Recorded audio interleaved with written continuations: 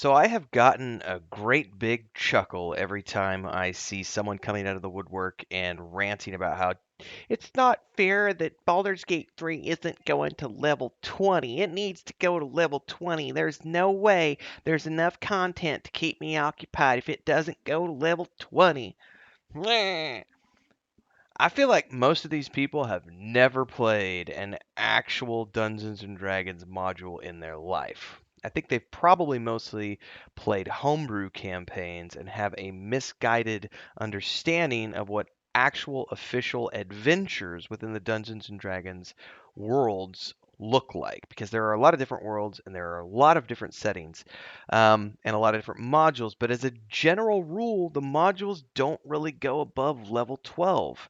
There are a handful that break that rule, such as like the Candlekeep book that came out recently, but that's split up into a bunch of multi adventures within the book that take place from level 1 to level 16.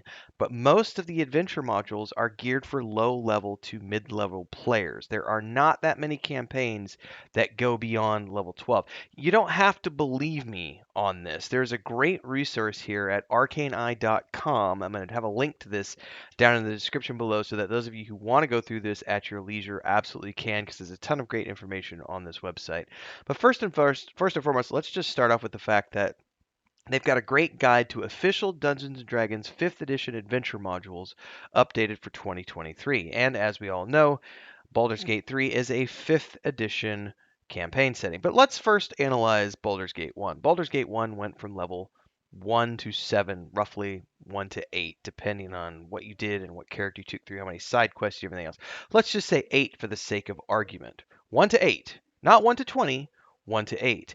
When expansions came around, you could go higher levels, but that was initially 1 to 8.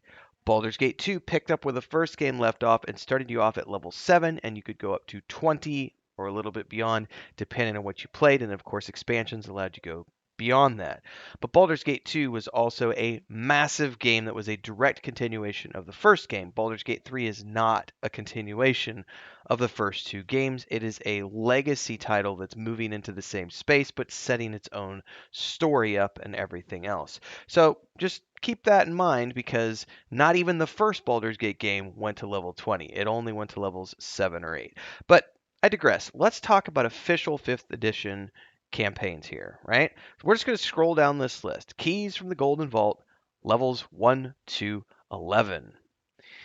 Dragonlance Shadow of the Dragon Queen, levels 1 to 11. Spelljammer Adventures in Space, levels 5 to 8. Starter test set, levels 1 to 3. Journeys to the Radiant Citadel, levels 1 through 14. Critical Role Call of the Netherdeep, levels 3 to 12. Strixhaven, A Curriculum of Chaos, levels 3 to 12.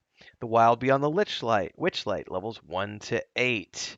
Candlekeep Mysteries, this is the exception I was talking about, 1 to 16. It's a collection of book-themed adventures, each adventure incorporating Candlekeep in some way. Icewind Dale, The Rime of the Frost Maiden, levels 1 to 12.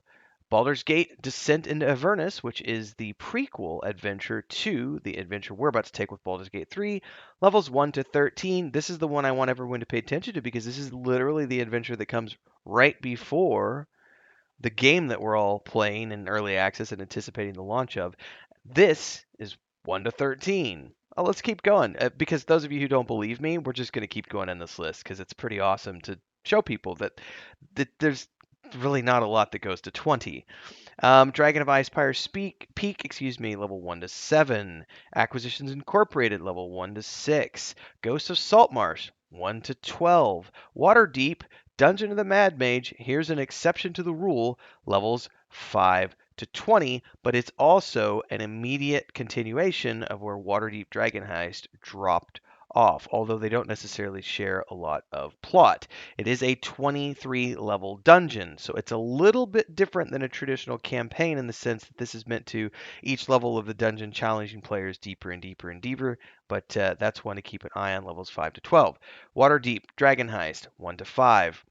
Tales of the Yawning Portal, 1 to 15 plus, but it also breaks this down into it's not really an adventure, but rather some dungeons, and they have these listed out: a level 1 to 3 dungeon, level 3 to 5 dungeon, level 5 to 7 dungeon, level 8 dungeon, 9 to 11 dungeon, levels 11 to 13 dungeon, and only one of those listed, there are 7, only one of those is for beyond level 13. Everything else is level 1 to 13.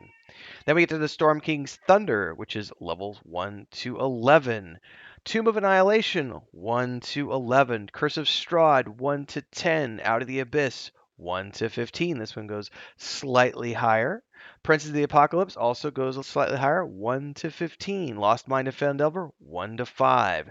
Horde of the Dragon Queen, levels 1 to 8 in the first part, and then the second part, 8 to 15. So pretty awesome stuff here. So as you can see, these are just some of the official modules that have been released for Dungeons and Dragons, and most specifically the 5th edition of Dungeons and Dragons, and only one on this list of however many I just rattled off, only one of these went to level 20, and it actually was just because of the fact that it's a giant big old dungeon. I What's would up, say everybody? Quick commercial break here to give it a shout out to our guild champions, who are the highest tier memberships here on YouTube: Ancient Entity, Assassin Gamer 94, Bubbleonia Rising, Crazy's Relative, Mujin, and Remedy. Thanks so much for the highest tier membership. And thanks to all of the members who support the channel, because you keep me doing this full time. You too can become a supporter if you're new here. Don't forget to like, subscribe, and hit that bell icon so you never miss an update. Join as a member. There's 3 different tiers. We do lots of special stuff: private polls, private videos. You get a shout out if you're the highest tier membership, but you can also do one-off donations in the form of super chats on any live stream or premiere you see, and of course super thanks on any upload or YouTube short. Whatever you can contribute, it's great. Keeps me on the air full time, keeps the cats fed, keeps the homestead running. Anyway, back to the video, everybody.